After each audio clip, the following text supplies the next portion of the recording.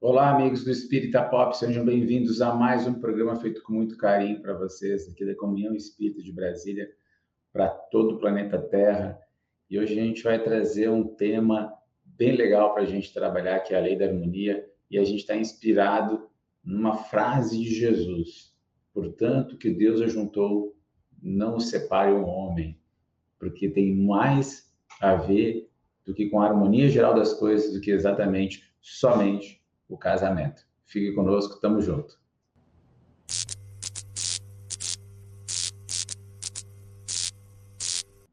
Daí, galera do Espírita Pop, sejam bem-vindos a mais um episódio feito com muito carinho aqui da Comunhão Espírita de Brasília. E a gente está sempre pensando num tema, né, que possa trazer uma luz para os nossos corações, para o nosso entendimento, aclarando o nosso raciocínio também, porque nós somos uma fé raciocinada da doutrina espírita, naturalmente, é uma religião filosófica, uma ciência espiritualista, e desenvolveu um método de ciência experimental para aferir exatamente a melhor forma desse intercâmbio ordenado por Jesus aos espíritos superiores, que trouxessem à Terra ensinamentos do destino, da natureza e também, principalmente, né, das formas de alcançar os patamares mais altos de evolução. De certa forma, nós estamos todos implicados nesse projeto do Cristo, porque se nós não dermos conta de atender às demandas morais que nos são impostas todos os dias, nós estamos sujeitos, evidentemente, a alguma forma de sofrimento, seja por falta de entendimento, seja porque a gente não conseguiu estruturar em nós as melhores maneiras de sobreviver às dificuldades. E muitas vezes é isso, né, gente? A gente acaba tendo dificuldade em lidar com as emoções e elas nos cobram um preço muito caro. Na verdade, as empresas já falam bastante isso, que a gente possa entender de uma vez por todas. E lá no Evangelho de Mateus, capítulo 19, versículo 6, nós vamos ver Jesus, né? Não separeis o que Deus juntou, dependendo da tradução. E todos nós estamos unidos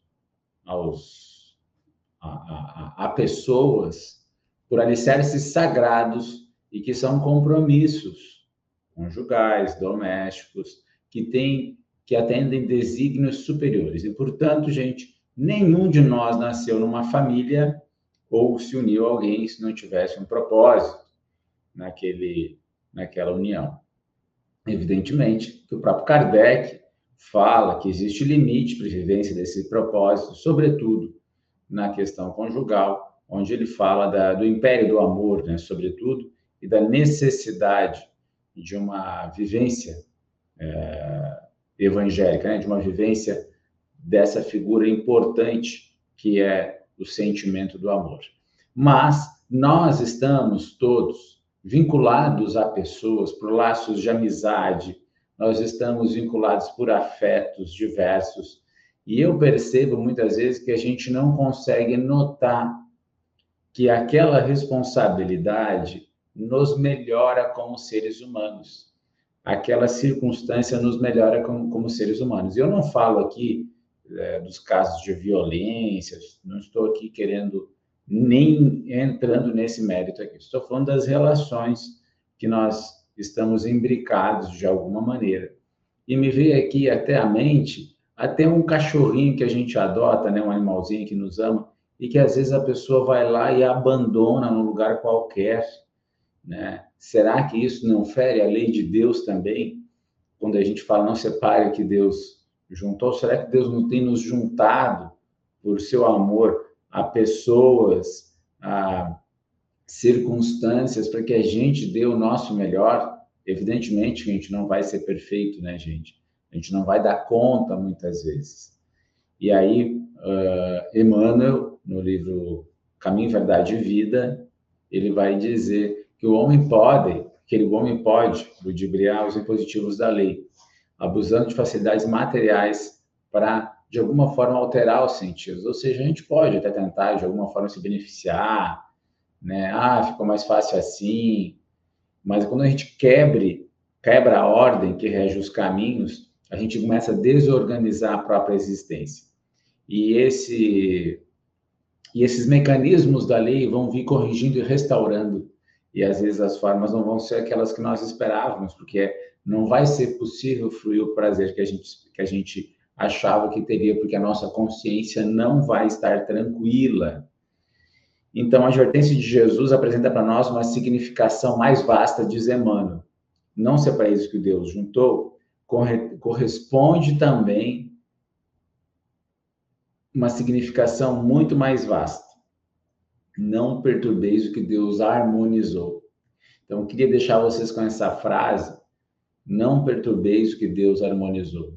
Vale para todos nós que temos situações que a gente tem que administrar, e vale também para situações onde nós possamos gerar uma separação, né? Dar conselho de separação, dar conselho de traição. São karmas muito pesados. Eu tinha uma amiga que era uma pessoa boníssima e ela tinha um relacionamento muito conflituoso. E sem perceber, quando alguma amiga dela também estava num relacionamento muito conflituoso, que parecia tóxico, né? O que ela dizia? Ah, te separa desse cara, ele não te merece. E aí um dia eu cheguei para ela e falei assim, mas minha amiga, por que tu não te separa tu então, ao invés de dar conselho para as tuas amigas? Não que eu estava sugerindo, é só para ela fazer refletir. Ah, não, porque eu gosto dele, e então ele é importante para mim, eu estou lidando com essas coisas ainda. Então, para ti não é bom se separar, mas para elas é bom. Seria o caso, então, de tu ser responsável caso elas se arrependam? Então, olha que cuidado, né, gente? Tanto que a maior parte dos psicólogos que eles vão fazer terapia com as pessoas, raras situações eles vão recomendar a separação, né? É geralmente uma tomada de decisão da própria pessoa. Acredito que só nos casos de polícia mesmo, que as pessoas estão, de fato, né, recomenda-se a separação por questão de direito fundamental da pessoa, né? Agora, olha o cuidado que a gente tem que ter ao ficar dando sugestões que mudam os destinos das pessoas. Muitas pessoas têm compromissos com pais idosos, com irmãos necessitados, e aí determinadas pessoas ficam tentando dizer que, mas você não precisa ajudar, e isso. Cada um sabe da sua consciência e dos recursos que recebeu justamente para ser o provedor, muitas vezes, de circunstâncias difíceis, de pessoas que precisam da gente. A gratidão, a compreensão sobre os benefícios doados geralmente não acompanham a proporção do envolvimento da pessoa. É bem possível que isso aconteça. O próprio Cristo, quando curou os leprosos, somente um voltou para agradecer. Então, nós não estamos aqui para dar o testemunho cristão fazendo com que tudo nos seja devido, né? A gratidão nos seja devida. Então, que a gente possa ter, muitas vezes, condições psicológicas de lidar com a ingratidão e ter a consciência tranquila de que fez o melhor, porque é uma relação de cada um de nós para com Deus. Isso é importante, é uma relação com a nossa consciência. Se a pessoa não sabe atender a sua própria consciência, né? A pessoa que recebe não consegue ser grata, passa a ser um problema dessa pessoa. Evidentemente que podemos ficar magoados, dependendo do sacrifício que a gente faça, mas que a gente possa orar, porque o tempo é senhor de tudo. Então, Emmanuel vai dizer que a gente não pode alegar um desconhecimento divino, né? Que o dever, por mais duro, constitui sempre a vontade do Senhor. Olha que legal, gente. A gente pedindo, seja feita a vontade de Deus. Qual é a vontade de Deus? O dever. Os compromissos que a gente acorda e a gente tem que cumprir, aqueles que a gente sabe que tem que fazer, que muitas vezes são coisas obrigatórias no mundo do trabalho, que estão aqui para largar nossa inteligência, trabalhar nossa humildade, desenvolver habilidades morais que o mundo do trabalho nos proporciona, mas também pode ser marcar aquele café com aquele amigo, aquele almoço com o pai, aquele mimo, aquele presentinho para uma pessoa que a gente sabe que vai ficar feliz, e muitas vezes nem precisa ser algo caro, né, gente? Algo singelo. Então, cada vez que a gente tem capacidade de fazer algo que constrói dentro de nós um sentimento de dever cumprido, nós estamos fazendo a vontade de Deus. Então, portanto, o que Emmanuel vai dizer é que a consciência é uma sentinela vigilante do eterno. Olha que bonito isso, gente. A consciência é uma sentinela vigilante do eterno. E aí, a gente não está dormindo, a menos que a gente estivesse dormindo, a gente pudesse alegar, né, que a gente não está apto a compreender o que é obrigação, o que representa a fuga. Então, nós temos aí os dois polos muito claros, o que são as nossas obrigações e o que vai constituir uma fuga delas. Então, ele vai dizer que Deus criou os seres e os reuniu, criou igualmente situações e coisas, ajustando-as para o bem comum. Então, estamos todos numa orquestra, aqui numa grande orquestra, e eu estou entrando aqui na casa de vocês, no seu trabalho, né, junto aqui com os amigos da comunhão, que estão aqui nos bastidores. Eu estou entrando agora falando contigo. Existe uma razão para tudo que tu estás vivendo. E o importante é que tu construi, dia após dia, a consciência tranquila, cumprindo os teus deveres, que são a vontade de Deus. Então, esses que até parecem materiais, às vezes, que a gente possa, porque o progresso é uma lei divina, então, quando a gente trabalha, a gente também está cumprindo com uma lei divina. Então, a gente não pode desarmonizar as obras divinas, porque a gente vai ter que se preparar para a recomposição. Quem lesa o Pai, algema o próprio eu, os resultados de sua ação infeliz, e às vezes gasta séculos desatando nós. Ou seja, a gente tem que ter muito cuidado para não semear em torno de nós situações difíceis, onde a gente demore muito tempo para recuperar, que não valem o prazer rápido, que muitas vezes a gente busca. E aí, Emmanuel vai concluindo esse comentário, que existe uma porcentagem muito grande de pessoas, de milhões em serviço reparador, ou seja, resgatando atitudes pretéritas, onde se esqueceram de manter a harmonia, de trabalhar pela harmonia das pessoas à nossa volta. E depois de terem separado o que Deus juntou, perturbando com o mal que a providência estabelecera para o bem. E aí até uma gestação não planejada, né, gente? Tudo tem um propósito.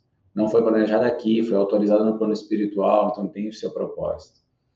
Então, o que a gente tem que prestigiar, esse que é a palavra. As organizações do justo juiz, que a noção do dever identifica para nós em todos os quadros do mundo. Às vezes é possível perturbar as obras com sorrisos, mas seremos invariavelmente forçados a repará-las com suor e lágrimas. Então, que a gente não perca, num momento de euforia, num momento de arrefecimento do nosso coração, oportunidade de continuar semeando e trabalhando no bem. Parece cansativo quando a gente faz por simples obrigação, mas quando a gente percebe o propósito, a gente consegue organizar isso e fazer isso ser ainda melhor. Vou visitar meus pais, né? Se a gente consegue, vai lá, às vezes, ficar sentado, as mesmas histórias, as mesmas questões, pode ser que a gente fique enfadado. Mas se a gente faz um almoço, a gente serve alguma coisa, se a gente leva igualmente alguma alegria, será que a nossa alegria não muda o cenário das coisas? Não é assim que a gente faz com os amigos que a gente gosta? Ah, vamos no restaurante tal. A gente não fica parado um olhando para os outros em qualquer lugar, né? Não que isso não pudesse ser bom, mas a gente procura um lugar aprazível.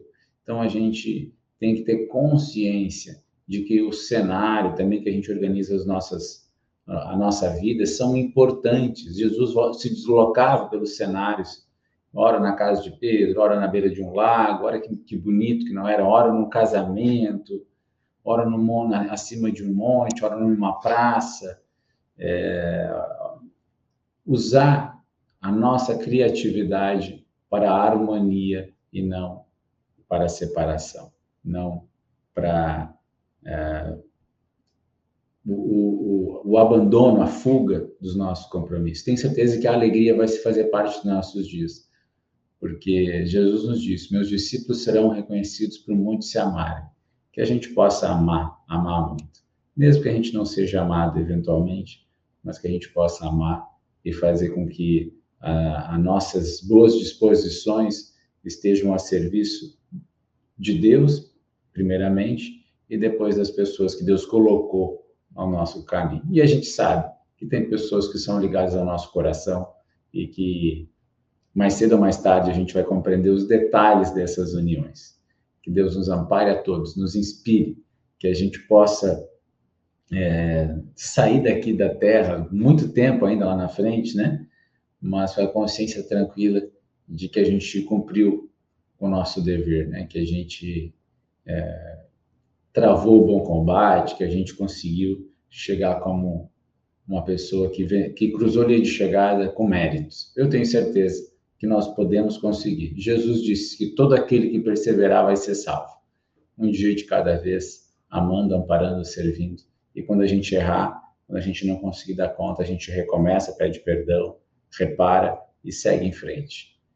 Que fiquemos todos com Deus e não separemos o que Deus juntou, não desarmonizemos o que Deus harmonizou.